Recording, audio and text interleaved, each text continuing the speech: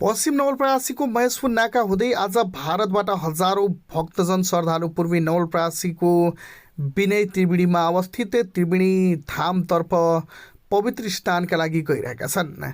माघे नहान अर्थात् माघे औँसीको अवसरमा हरेक वर्ष झैँ यस वर्ष पनि त्रिवेणी धाम भक्तजनहरूको उल्लेख्य उपस्थिति देखिएको छ।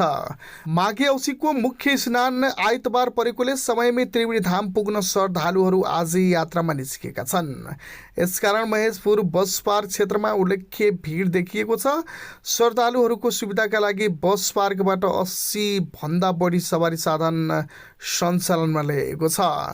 भाडा दर प्रक्रियामा 100 रुपियाँ कायम गरिएको जानकारी मध्ये नेपाल यातायात र पश्चिम नेपाल बस व्यवसाय प्रणाली महेशपुर शाखाले दिएको छ। त्यस्तै महेशपुर भन्सार कार्यालय अनुसार सवारी साधनका लागि भन्सार दर कार 600 रुपियाँ, टेम्पू 400 रुपियाँ, पिकअप 1700 रुपियाँ र ट्र्याक्टर टाली 800 रुपियाँ तोकिएको छ।